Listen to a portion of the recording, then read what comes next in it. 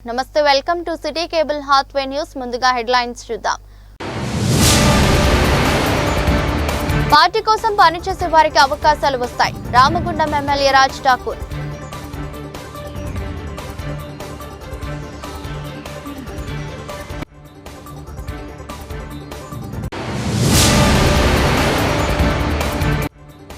హోంగార్డులకు rain కోట్లను home guards కు Ramagundam police commissioner amber Kishore Shah పంపిణీ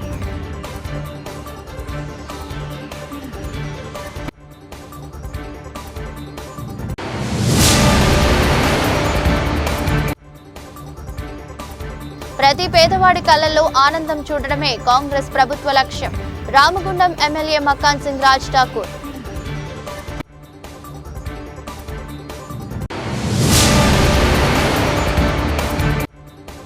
ప్రభుత్వం జాబ్ క్యాలెండర్ ను అమలు చేసి నోటిఫికేషన్స్ వేయాలి ఉద్యోగాల సాధనకై జూలై 4న చలో సెక్రటేరియట్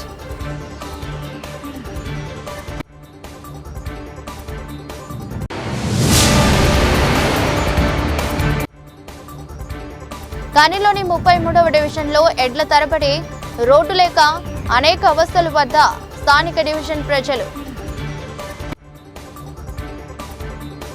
పార్టీ కోసం పనిచేసే వారికి అవకాశాలు వస్తాయి స్థానిక సంస్థల ఎన్నికల్లో కార్పొరేషన్ ఎన్నికల్లో పోటీ చేసేవారు ప్రజల్లో తిరగండని నామినేటెడ్ పోస్టులు కావాలనున్న వారు పోటీకి దూరంగా ఉండండని రాష్ట్ర work board chairman Ahmadullah Ramagundam MLA Raj Thakur తెలిపారు ఎన్టీపీసీలోని శ్రీ మయా కన్వెన్షన్ హాల్లో బుధవారం ఏర్పాటు చేసిన కాంగ్రెస్ పార్టీ రామగుండం నియోజకవర్గ ముఖ్య కార్యకర్తల సమావేశంలో పార్టీ రామగుండం నియోజకవర్గ అబ్జర్వర్ సంగీతం శ్రీనివాస్ తో కలిసి వక్ఫ్ బోర్డు చైర్మన్ రామగుండం ఎమ్మెల్యే మాట్లాడుతూ పార్టీని పట్టుకుని నడిచిందెవరో పార్టీని వెన్నుపోటు పొడిచిందెవరు అని తమకు తెలుసని తన వెంట నడిచిన వారికి న్యాయం చేస్తానని వెన్నుపోటు పొడిచిన వారికి గుర్తు పెట్టుకుంటానని కానీ అన్యాయం చేయనని ఎమ్మెల్యే వెల్లడించారు పార్టీ కోసం తన గెలుపు కోసం పనిచేసిన వారికి నష్టం చేయాలని చూస్తే వారి తాట తీస్తానని హెచ్చరించారు కాంగ్రెస్ పార్టీ రామగుండం కార్పొరేషన్ అధ్యక్షులు బొంతల రాజేష్ అధ్యక్షతన జరిగిన కార్యక్రమంలో మాజీ మేయర్ భంగి అనిల్ కుమార్ మాజీ మేయర్ జాలి రాజమణి ఎమ్మెల్యే సతీమణి మనాలి ఠాకూర్ పట్న అధ్యక్షులు తిప్పారపు శ్రీనివాస్ మహంకాళి స్వామి కాల్వలింగ స్వామి పాతిపల్లి ఎల్లయ్య పెద్దెల్లి తేజస్విని ప్రకాష్ కొలిపాక సుజాత ముస్తఫా మారెల్లి రాజరెడ్డి గుండేటి రాజేష్ యుగేందర్ శ్రీనివాస్ రెడ్డి అనుమ సత్యనారాయణ పెండ్యాల మహేష్ మాదురబోయిన రవికుమార్ ఆసిఫ్ పాషా బెంద్రం రాజరెడ్డి అల్లి శంకర్ నాయక్ పాల్గొన్నారు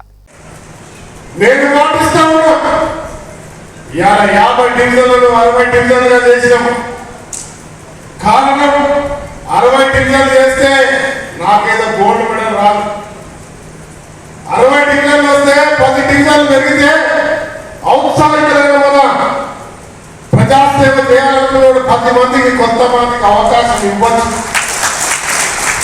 దాంతో పాటు 6-7% పెరుగుతాయి అదొక 50 డివిజన్లు అయితే 10 కార్పొరేటర్లు 20 మందికి అవకాశం వస్తుంది డివిజన్ చిన్నగా అవుతాయి డివిజన్ ఉన్న సమస్యలు తొందరగా తెలుస్తాయి ఆ చిన్నగా మర్చిపోయేటువంటి గల్లీలో చిన్న వారి అర్హత వారి రాని వాళ్ళని కూడా గుర్తించే అవకాశం ఆ నాయకుడికి వస్తుంది ఆ ప్రాంతాన్ని పూర్తి స్థాయిలో అభివృద్ధి చేయొచ్చు కనుక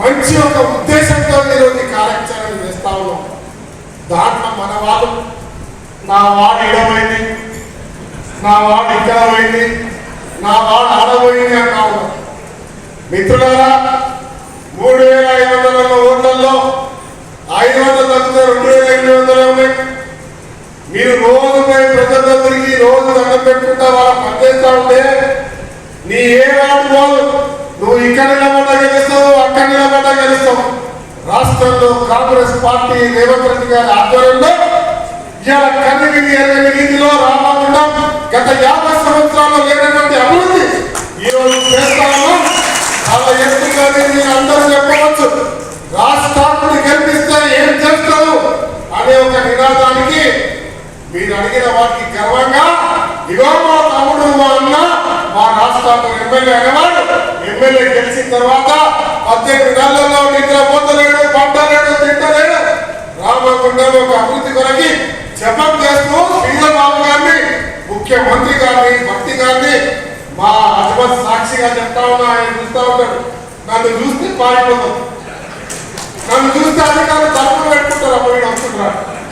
ఇవాళ బతకాడో దండం పెట్టో ఈ ప్రాంతానికి నిధులు తీసుకొస్తూ ఈ కష్టకాలంలో 8 లక్షల కోట్లు అప్పు చేసుకునే ప్రభుత్వం ఆ ప్రభుత్వం ఇక్కడ నిధులు ఇవ్వలేని పరిస్థితుల్లో ఉంటే కూడా ఇవాళ నిధులు తీసుకొచ్చి చేస్తా ఉన్నాం.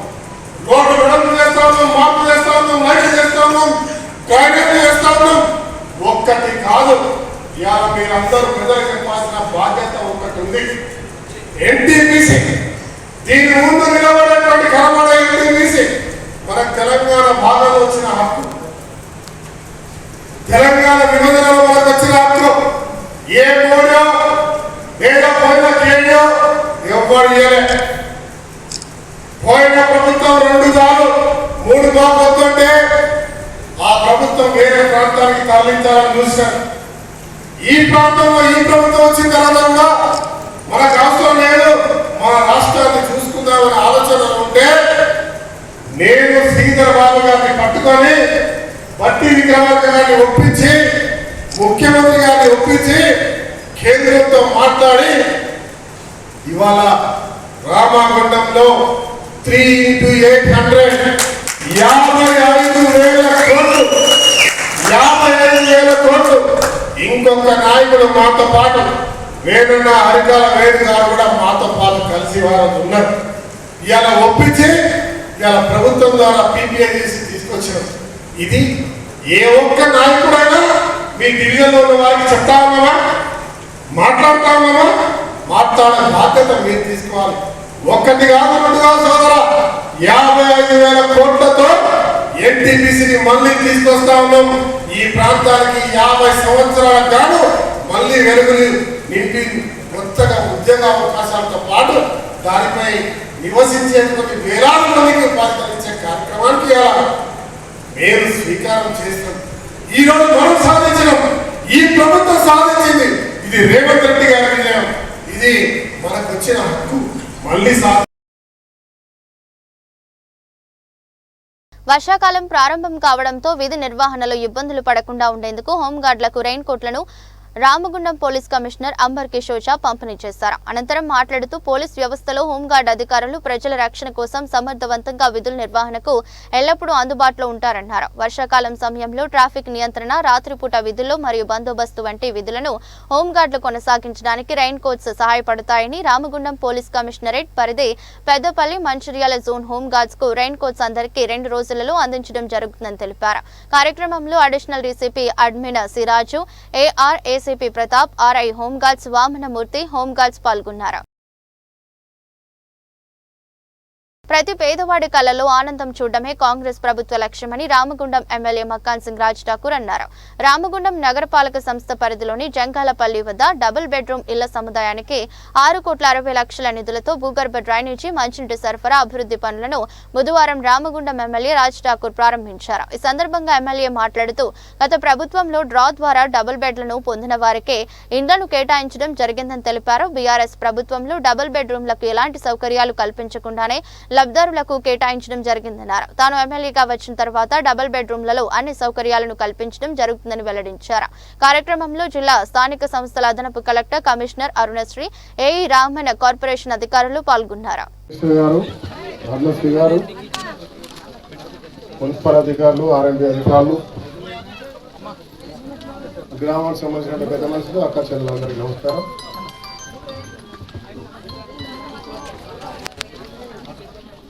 $3 కోట్ల 3.5 కోట్లతో నీళ్లు, వాటర్ సప్లై, రోడ్డు, ఈ ఎలక్ట్రిసిటీ అన్ని కలిసి 10 కోట్లతో డబల్ బెడ్రూమ్లు నామమాత్రాలు కట్టి రోడ్లు వేయకుండా 10 సంవత్సరాలుగా 4 సార్ల డ్రాల మీద డ్రాలు పెట్టి ముందు పేదవాళ్ళకి ఆశ పెట్టి వాళ్ళని నిరాశ్రయం చేసి మళ్ళీ పేదవాళ్ళకి పెట్టి మళ్ళీ పేదవాళ్ళకి పెట్టి నానా ఇబ్బందులు చేసి ఇస్తే ఇల్లు పూర్తి కాలేదు. ప్రభుత్వం మారిపోయింది. ఇక్కడ ఇల్లు వచ్చినాయని కొంత పాత వాళ్ళు అక్కడ ఇక్కడ అప్పు చేసుకొని మధ్యలో దళాలకు చాలా మందికి పైసలు ఇచ్చారని తెలిసింది. మీరే చెప్పినారు, మీరే చెప్పినారు నాతో. తర్వాత కొందరు అప్పులు తీసుకొచ్చి సంబరాలు చేసుకున్నారు. కోళ్ళు కోసారు, మేకలు కోసారు, అప్పుల పాలేదు. తెల్లవారు లేసే వరకు లిస్టులో పేరు లేదు, మళ్ళీ చిట్టీలు వేసారంటే అందరూ కూడా ఇబ్బంది పడ్డారు. నేను ప్రభుత్వం రాగానే చాలామందికి ఉన్న పేదవాళ్ళు అప్పుడు రాజ్ ఠాకూర్తో తిరుగుతానో, కాంగ్రెస్ పార్టీ వాడు తిరుగుతానో, ఓటేస్తానో మీకు డబ్బులు పెట్టడం రాని బెదిరిస్తే పాపం ఎవరు రాలే. కానీ నేను గెలిచిన తర్వాత మీ ప్రభుత్వం వచ్చిన తర్వాత అందరూ ఇక ఇది ఇయరేమో మళ్ళీ డ్రాలు వేస్తారు, మళ్ళీ చిట్టీలు వేస్తారని చెప్పి నాకు అందరూ వచ్చారు. ప్రభుత్వ అధికారులు కూడా అదే అనుకున్నారు, మారుస్తారని. మారమని చెప్పారు, రాష్ట్ర వ్యాప్తంగా మారినాయి. కానీ మేము పేదవాడే ఉంటాడు, వాళ్ళ మనోభావాలను గౌరవించాలి. గతంలో వాళ్ళు 4 సార్లు వాళ్ళకు సంబంధించిన నాయకులు ఉంటేనే వాళ్ళే మార్చుకున్నారు. సోమవారం సత్యనారాయణ టీఆర్ఎస్ ఎమ్మెల్యేనే, పోయిన ఎమ్మెల్యే టీఆర్ఎస్ ఎమ్మెల్యేనే, అయినా 3 సార్లు మార్చుకున్నారు. ఎవరికి ఇవ్వలే, ఇల్లు కూడా పూర్తి చేయాలి. కానీ మనం ఎవరికి మార్చొద్దు. దాంట్లో ఉన్న ప్రతి కుటుంబ సభ్యుడు మన కుటుంబ సభ్యుడు, వాళ్ళకే ఇద్దామని చెప్పి అధికారులతో మాట్లాడి, కలెక్టర్ గారితో, అర్నశ్రీ గారితో, ఇక్కడ ఉన్న అధికారులతో మాట్లాడి వెంబటే అదే డ్రాలో మీ అందరికీ నంబర్ తీసి ఇల్లు అలాట్ చేయడం జరిగింది.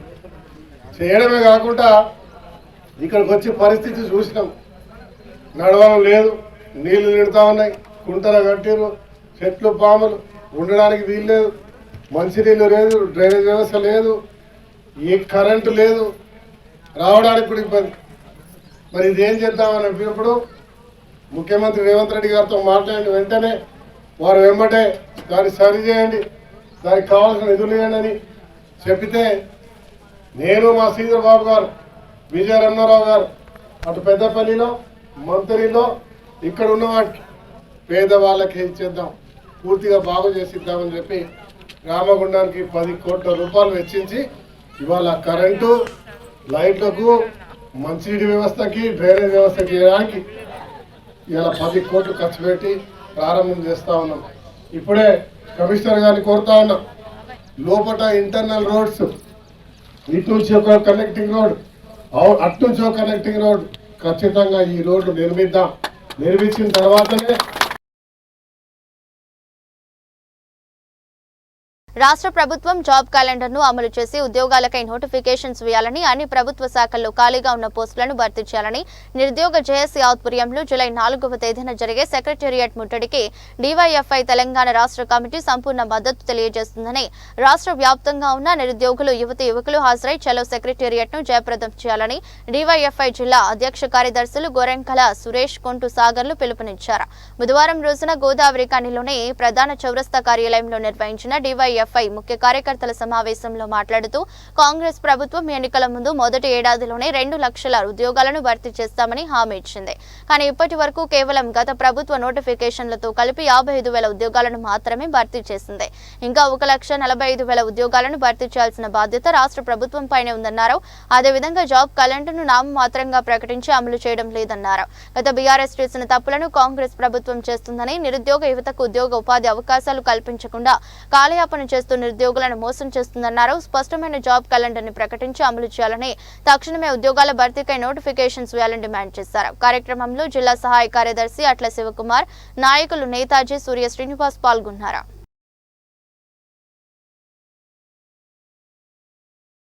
గోదావరికని ప్రాంతంలోని 33వ డివిజన్లో అనేక ఏండ్ల నుండి రోడ్డు నిర్మాణం చేయక అనేక రకాలుగా స్థానిక ప్రజలు తీవ్ర ఇబ్బందులు పడ్డారని, మోకాళ్ల వరకు డ్రైనేజీ కుండీలను నిర్మాణం చేసి వదిలేస్తారని, నూతన రోడ్డు వేస్తే కొన్ని ఇండ్లు తొలగించాలని, ఇండ్లకు మార్కింగ్ పెట్టి తొలగించుకోవాలని అధికారులు ఆదేశాలు జారీ చేయడం వల్ల స్థానిక ప్రజలు భయాందోళనకు గురయ్యారని, నగరపాలక సంస్థ అధికారులతో మాట్లాడి ఏ ఒక్క ఇంటికి నష్టం జరగకుండా రోడ్డు వేయాలని అధికారులకు సూచించిన వెంటనే అధికారులు స్పందించి రోడ్డు నిర్మాణం పనులు ప్రారంభించడం జరిగిందన్నారు.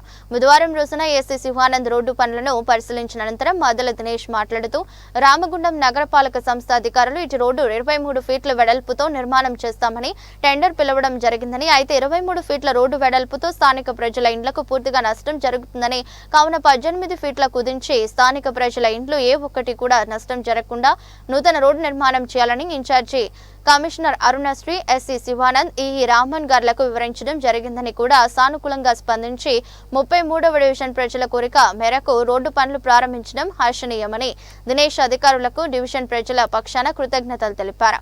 అదేవిధంగా డివిజన్లో మరిన్ని గల్లీలు రోడ్లు లేక అస్తవ్యస్తంగా తయారయ్యాయని, కావున రోడ్ల నిర్మాణం చేపట్టాలని, స్థానిక ప్రజల సౌకర్యార్థం కొరకు పార్క్ నిర్మాణం ఏర్పాటు చేయాలని, అలాగే వీధి లైట్లు కూడా ఏర్పాటు చేయాలని కోరారు. ఫాగింగ్ చేయాలని, ప్రజలు ఎలాంటి రోగాల బారిన పడకుండా అధికారులు చర్యలు తీసుకోవాలని దినేష్ కోరారు.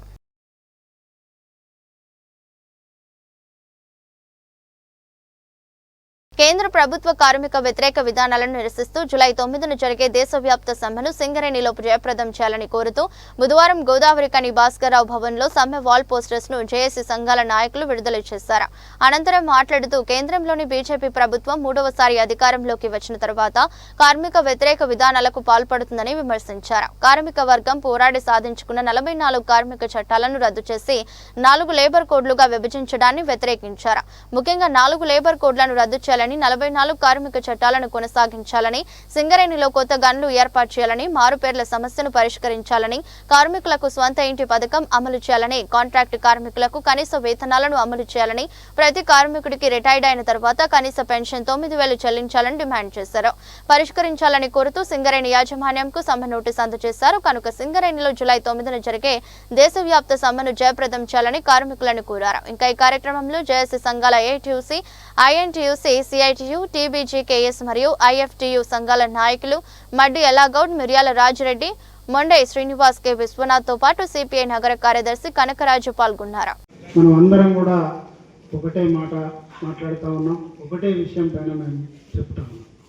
జెండాలకు అతీతంగా, యూనియన్లకు అతీతంగా ఇవాళ ఒకరోజు ఈ జూలై 9 సమ్మెను, దేశవ్యాప్త సమ్మెను విజయవంతం చేయాలని, కార్మికుల కోసం, కార్మిక హక్కుల కోసం, కార్మికులు సాధించుకున్నటువంటి 44 చట్టాలను ఇవాళ మోడీ ప్రభుత్వం తీసివేస్తూ 4 కోడ్లుగా కుదించి 4 కోడ్ల ద్వారా కార్మిక వర్గాన్ని బజారు పాలు చేయడం కోసం కుట్రలు ఏదైతే పన్నుతా ఉన్నాడో మోడీ ప్రభుత్వం, దానికి వ్యతిరేకంగా దేశంలో ఉన్నటువంటి కార్మిక సంఘాలన్నీ కూడా ఐక్యమై ఈ జూలై 9 నాడు ఒకరోజు దేశవ్యాప్త సమ్మెకు పిలుపువేయడం జరిగింది.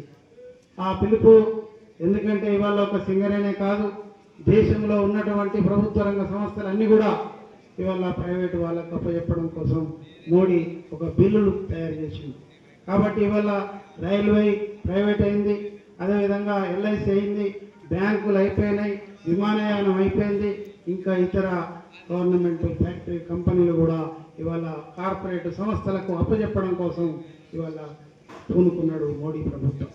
కాబట్టి దానికి వ్యతిరేకంగానే ఇవాళ దేశంలో ఉన్నటువంటి 50 కోట్ల కార్మికులు ఈ మోడీ ప్రభుత్వానికి వ్యతిరేకంగా ఒక్కరోజు సమ్మెలో పాల్గొనాలని ఈ కార్మిక సంఘాలన్నీ పిలుపునివ్వడం జరిగింది. ఆ పిలుపులో భాగంగానే మన సింగరేణిలో కూడా, మన సింగరేణి ఏదైతే బొగ్గు బావులు ఉన్నాయో ఈ బొగ్గు బావులను కూడా ప్రైవేటు వాళ్లకు 6 బ్లాకులను అప్పచెప్పడం కోసం కుట్రలు పన్నుతున్నటువంటి విషయం మీరందరికీ తెలిసిన విషయం. కాబట్టి ఇవాళ మన సింగరేణిలో కూడా ఉద్యోగ భద్రత లేకుండా పోతా ఉంది, అడిగే హక్కు లేకుండా పోతా ఉంది. యూనియన్ గెలిచిన సంఘాలు కూడా ఇవాళ బార్గెనింగ్ చేసే శక్తి కూడా, పరిస్థితి కూడా లేకుండా ఈ ప్రభుత్వాలు చేస్తూ ఉన్నాయి. దేశవ్యాప్త సమ్మెను పురస్కరించుకొని మన 11వ గాని ఆవరణలో సభను ఏర్పాటు చేయడం జరిగింది. ఈ సమ్మె విజయవంతం కావాలని చెప్పేశారు. మన నిజంగా కూడా ఈ సమ్మెలో ఇంతకుముందు అన్న చెప్పినట్టు అనేక రకాల హక్కులు కూడా మనం పొడగొడుతూ ఉన్నటువంటి దానికి కాపాడుకోవాలనేటువంటి ఆలోచనతో మనం పోరుకు సిద్ధమైనాం, యుద్ధానికి నాంది వెలికినాం. కాబట్టి మీరందరూ కూడా ఇలా కార్మిక వర్గమే కాదు, అసంఘటిత కార్మిక రంగము, అనేక రకాల హక్కులు పోయినటువంటి సంఘాలు కూడా ఇవాళ మేము సైతం అయిందని చెప్పేసి అని ముందుకు వస్తుంది. దాంట్లో అనేక మంది కూలీలు కూడా కావచ్చు. అలా అంటే ఒక్క మాటలో రిక్ష దొక్కే రయ్యమన్న, రాళ్ళు కొట్టే రామన్న, డ్రైవర్ వల్లన్న, మాది కుమురన్న, నీకున్న తంతా రెండు రెక్కలేనన్నా, రెక్కలాడకపోతే డొక్క నిండదోరన్న, సింగరేణి కార్మిక సమ్మె నువ్వు చెయ్యి అన్న, సమ్మె చేయకుంటే నీ హక్కు లేదన్నా అని అనుకుంటూ ఇలా అసంఘటిత కార్మిక రంగం కావచ్చు, లేదా ఇలా కదం దొక్కే కార్మిక మనం కావచ్చు, మనం యుద్ధానికి సిద్ధమైనటువంటి పరిస్థితి ఇది. ఇలా సమ్మె ఇదని చెప్పేసానంటే ఏదో అనుకుంటారు.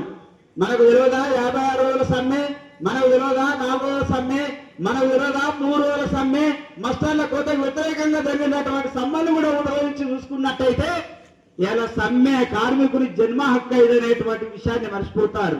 నాడు స్వాతంత్రం నా జన్మ హక్కు అంటే ఇలా సమ్మె నా జన్మ హక్కు ఇదని చెప్పేసి అనేటువంటి రోజులు ఉన్నాయనేటువంటి దాన్ని, ఆ హక్కును కూడా కాలరాసేటువంటి విధంగా మరి ఇలా మేనేజ్మెంట్ కానీ లేదా మోడీ ప్రభుత్వం కానీ ఇంకా ఏ ప్రభుత్వాలు వచ్చినా వాటన్నిటికి సంబంధించినటువంటి దాన్ని మనం వ్యతిరేకించాల్సినటువంటి అవసరం ఉన్నదా లేదా? కాబట్టి నేను అనేది ఏంటంటే ఒక్కొక్క హక్కు పోతూనే ఉన్నది, కానీ ఆ హక్కులను కాపాడగలిగేటువంటి ఒక శక్తి మన దగ్గర ఉన్నదనేటువంటి దాని మీదనే ఇన్ని సంఘాలు ఏకతాటిపైకి వచ్చినాయి. కాబట్టి ఏదైతే రేపు జరగబోయేటువంటి సమ్మెలో మీరందరూ భాగస్వామ్యం కావాలని చెప్పేసి, అట్లాగే మనకున్నటువంటి ఇలా అసంఘటిత రంగ కార్మికులు కావచ్చు, సంఘటిత రంగ కార్మికులు కావచ్చు, ఈ భారతదేశంలో ఎక్కడున్నా కానీ వాళ్ళందరూ కూడా మా ఫోన్ల ద్వారా తెలియజేసి ఇవాళ ఈ మనం గిట్ట పార్టిసిపేషన్ గిట్ట ఏనట్టయితే, ఈ సమ్మెలో పాల్గొన్నట్టయితే, దీన్ని ఎవరైనా వ్యతిరేకించి చేసినట్టయితే నష్టం జరగబోయేది ఎవరికనేటువంటి విషయాన్ని మీరు తెలియజేయాలి అని చెప్పేసి అని కోరుతున్నాం.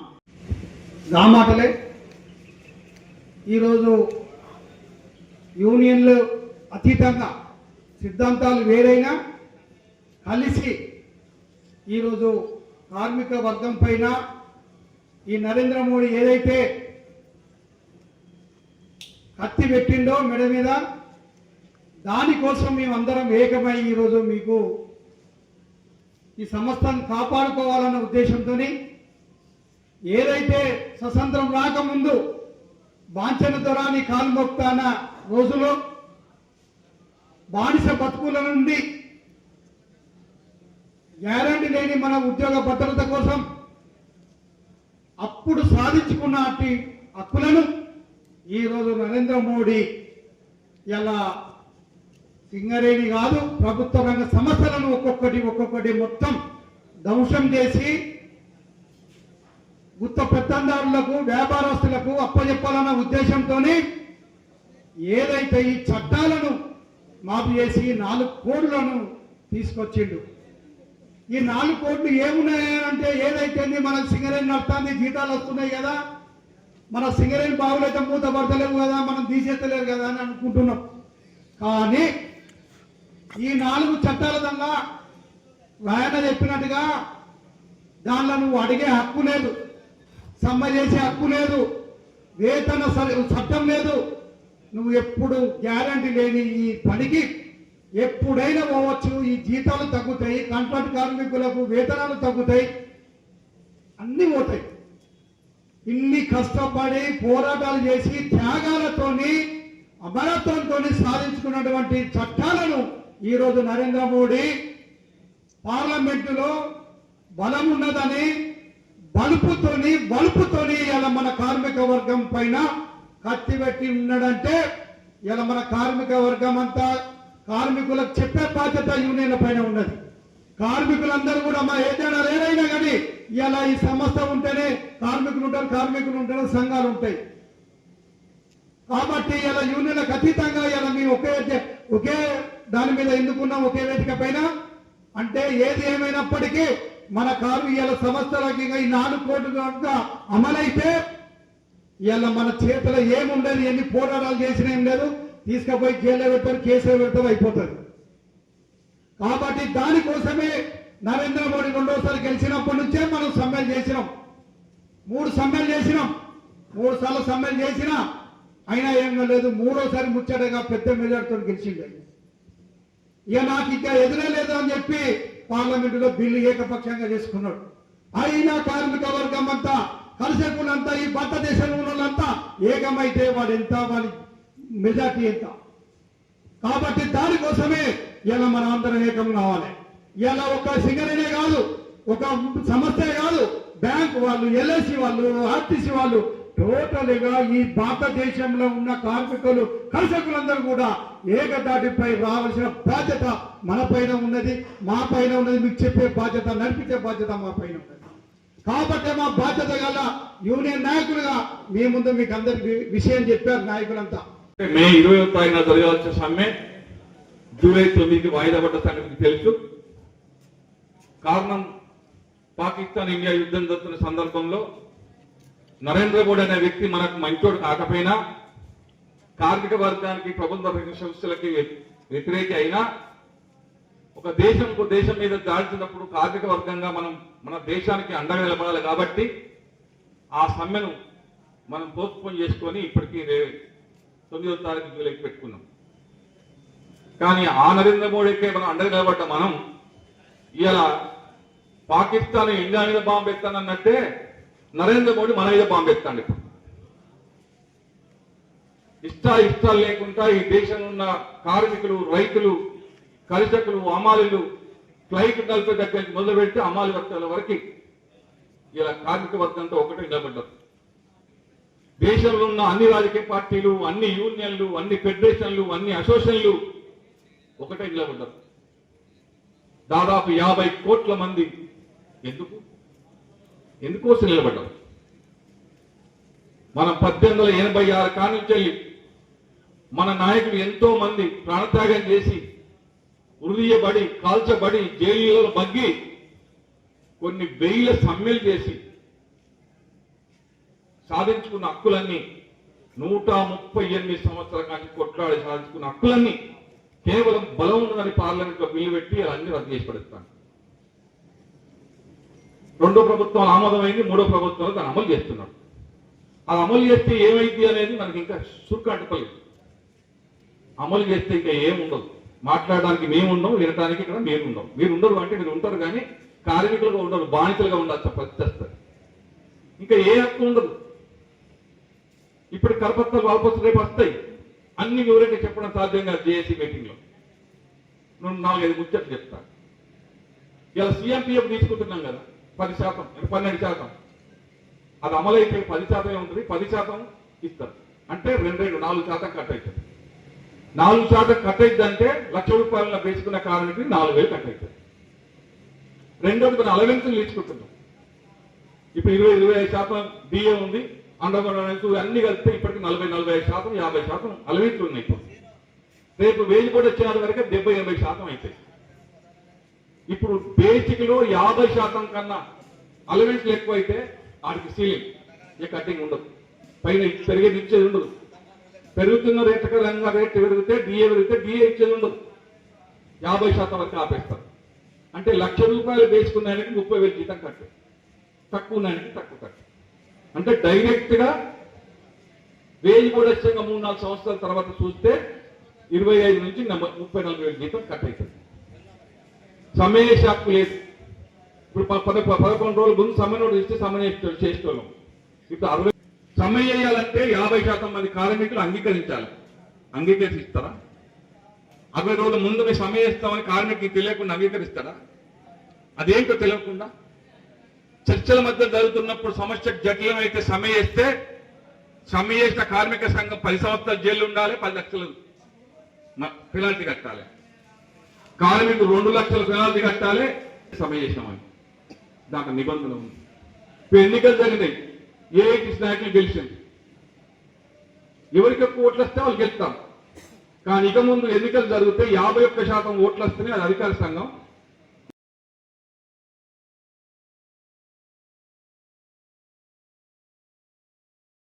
ప్రముఖ ఇంద్రజాలికులు, ప్రఖ్యాత వ్యక్తిత్వ వికాస నిపుణులు హిప్నాటిస్ట్ డాక్టర్ బివి పట్టాభిరామ్ ఆకస్మిక మృతి పట్ల స్థానిక ఇంద్రజాలికులు, వ్యక్తిత్వ వికాస నిపుణులు మేజిక్ రాజా తీవ్ర దిగ్భ్రాంతిని వ్యక్తం చేశారు. ఆయన మృతి ఇంద్రజాల వ్యక్తిత్వ వికాస రంగాలకు తీరని లోటన్నారు. ఆయనతో తనను పేరు పెట్టి పలకరించే వ్యక్తిగత సాన్నిహిత్యం ఉందన్నారు. 1980వ దశకంలో తాను మేజిక్ నేర్చుకునే కొత్తలో ఒక దినపత్రికలో ప్రతి ఆదివారం మాయా వినోదం శీర్షికన వచ్చే మ్యాజిక్ సీక్రెట్స్ ను ప్రాక్టీస్ చేసి ప్రదర్శించేవాడన్నారు. ఇప్పటికీ ఆ పుస్తకాలు తన వద్ద ఉన్నాయని, తనకు మ్యాజిక్ లో కలిగే సందేహాలకు ప్రత్యుత్తరం ద్వారా సమాధానం ఇచ్చేవారన్నారు. ఫోన్లు లేని కాలంలో తాము తరచుగా ఉత్తరాలు రాసుకునేవారమని, ఆయన నుండి ప్రతి ఏటా నూతన సంవత్సర శుభాకాంక్షల గ్రీటింగ్ కార్డులు అందుకోవడం ఒక మధుర స్మృతి అని, ఆ ఉత్తరాలు గ్రీటింగ్ కార్డులు ఇప్పటికీ అపురంగా దాచుకున్నారు. తాను మ్యాజిక్ నేర్చుకోవడానికి, మెజిషియన్ గా ఎదగడానికి ఆయన ప్రత్యక్ష పరోక్ష ప్రోత్సాహం కారణమన్నారు.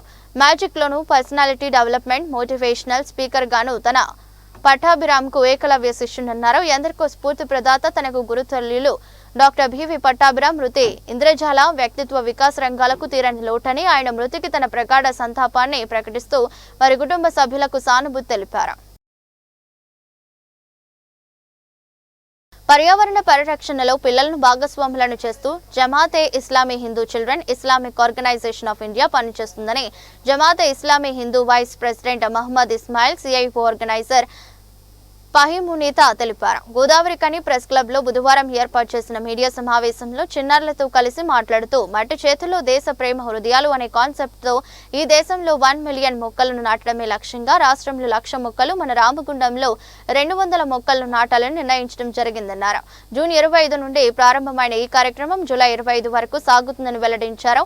దేశవ్యాప్తంగా పెరుగుతున్న కాలుష్యం, తగ్గిన అడవులతో కాలుష్యాన్ని నివారించడం కోసం పిల్లలను భాగస్వాములను చేస్తూ జమాతే ఇస్లామీ హిందూ ఆర్గనైజేషన్ మొక్కలు నాటే కార్యక్రమాన్ని ముందుకు నడిపించడం జరుగుతుందని తెలిపారు. అనంతరం children Islamic organisation of India ఆధ్వర్యంలో ప్రెస్ క్లబ్ ఆవరణంలో మొక్కలు నాటారు. మీడియా సమావేశంలో జమాతే ఇస్లామీ హిందూ పెద్దలు, మహిళలు సయ్యద్ జావిద్ అక్మల్ హుసేని, ముస్తఫా ఫసియుద్దీన్, కాజా మొయినుద్దీన్, గౌసుద్దీన్, ఫహీమా, ఐషా సిద్దిఖా, హమీదా, సబీరా, ఫాజిల్ అహ్మద్ ఖాన్, సిఐఓ పిల్లల ఇస్లామిక్ సంస్థ సభ్యులు పాల్గొన్నారు.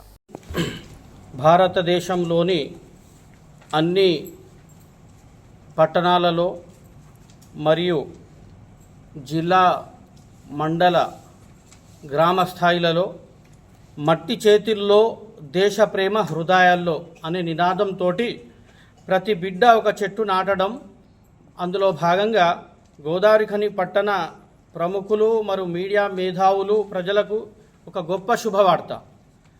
Children's Islamic organisation of India పిల్లలతో సృజనాత్మకతకై ఒక పెద్ద కార్యక్రమాన్ని ప్రారంభించింది. సిఐఓ చిల్డ్రన్స్ ఇస్లామిక్ ఆర్గనైజేషన్ చిన్నారుల కోసం, చిన్నారుల ద్వారా పెద్దల సంరక్షణలో నిర్వహించే జాతీయ వ్యవస్థ. పిల్లలలో ఇస్లామిక్ విలువలతో పాటు దేశ ప్రేమ, సేవ, సామాజిక విలువలతో పాటు దేశ చైతన్యం, నాయకత్వ లక్షణాలతో తీర్చిదిద్ది వారి సంపూర్ణ సమగ్రాభివృద్ధికై అంకితమైన జాతీయ సంస్థ.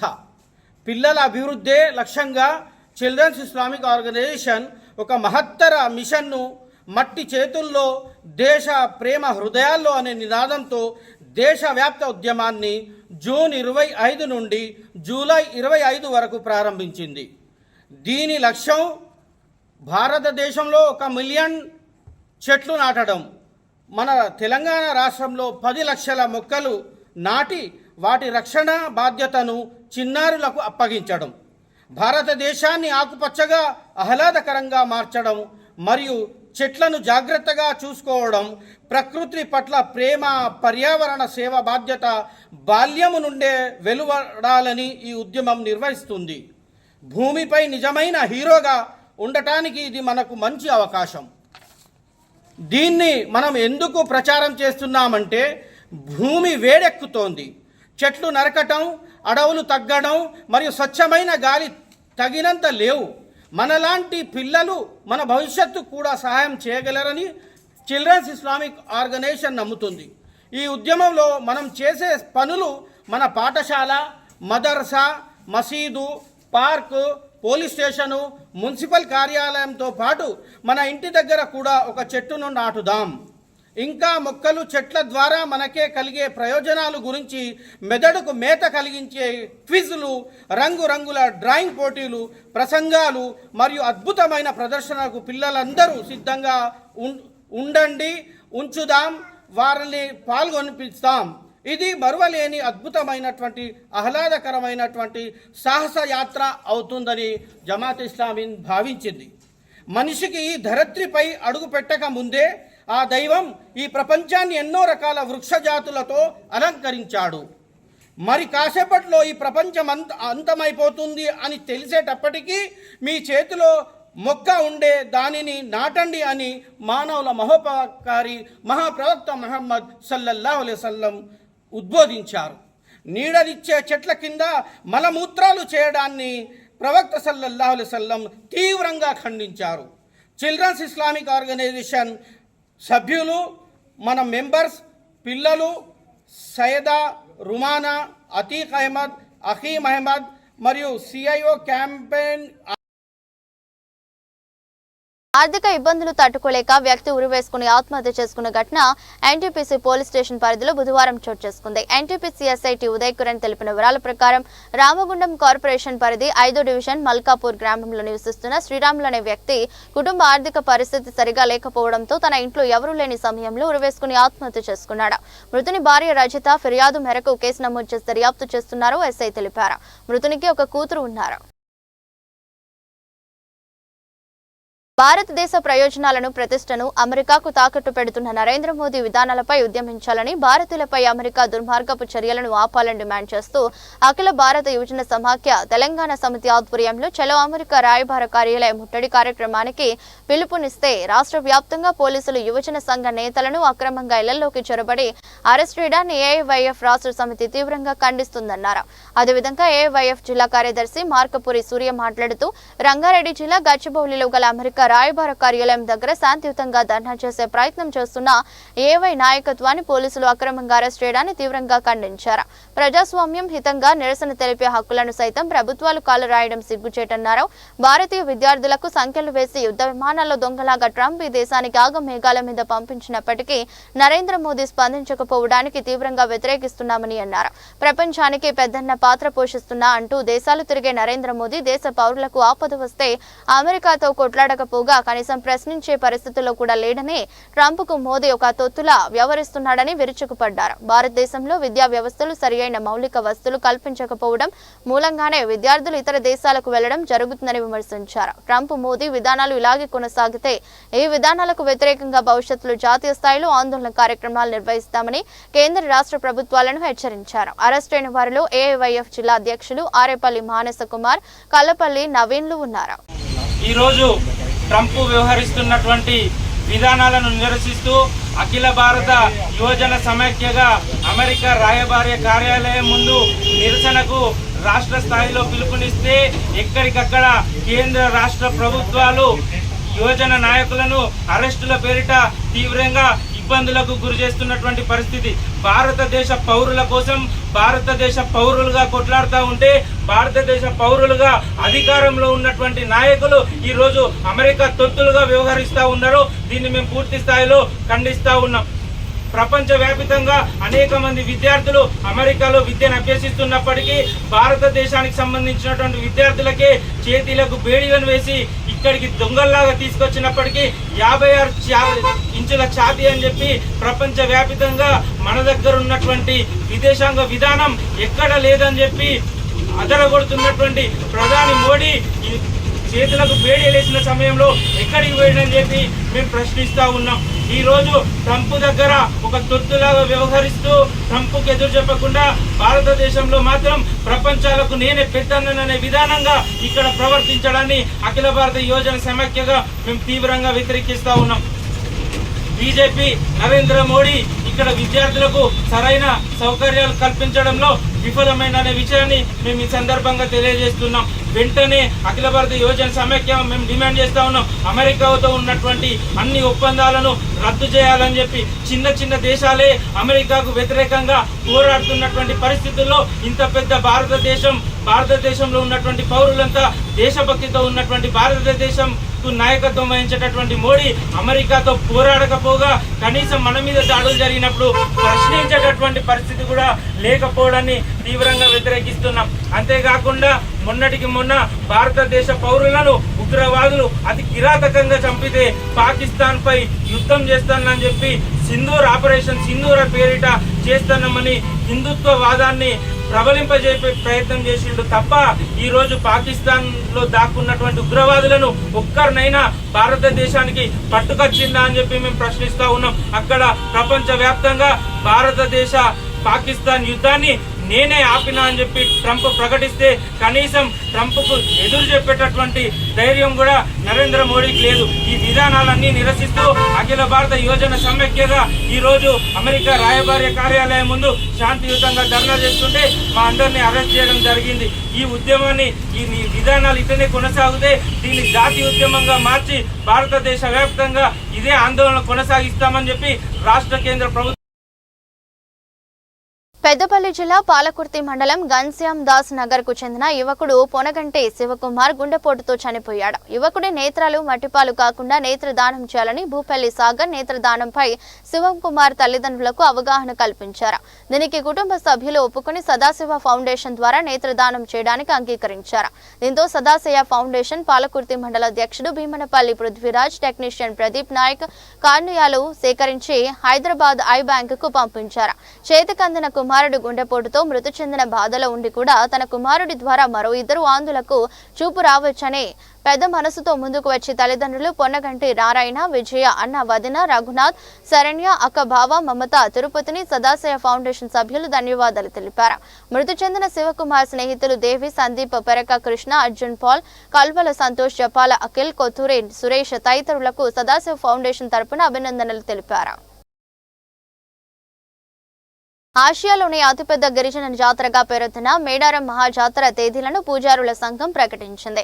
వచ్చే ఏడాది జనవరి 28 నుంచి 31 వరకు జాతర జరగనుంది. 28న సారలమ్మ గోవిందరాజు పగిడిద్ద రాజు, 29న సమ్మక్క తల్లి చిలకలగుట్ట నుంచి గద్దెలకు చేరుకుంటారు. 30న భక్తులు మొక్కులు చెల్లించుకుంటారని, 31న అమ్మవార్ల వన ప్రవేశం ఉంటుందని ప్రకటనలో పేర్కొంది. ములుగు జిల్లాలోని తాడ్వాయి మండలం మేడారంలో ఈ జాతర జరగనుంది. వార్తలు ముగించే ముందు మరోసారి హెడ్లైన్స్. పార్టీ కోసం పనిచేసే వారికి అవకాశాలు వస్తాయి. రామగుండం ఎమ్మెల్యే రాజ్ ఠాకూర్.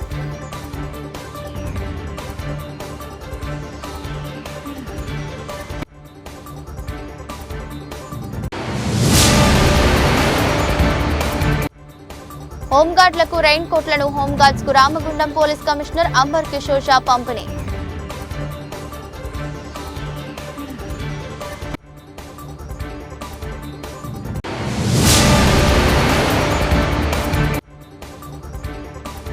ప్రతి పేదవాడి కళ్ళల్లో ఆనందం చూడడమే కాంగ్రెస్ ప్రభుత్వ లక్ష్యం.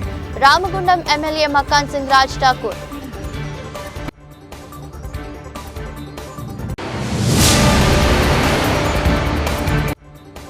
ప్రభుత్వం జాబ్ క్యాలెండర్ను అమలు చేసి నోటిఫికేషన్స్ వేయాలి. ఉద్యోగాల సాధనకై జూలై 4న చలో సెక్రటేరియట్.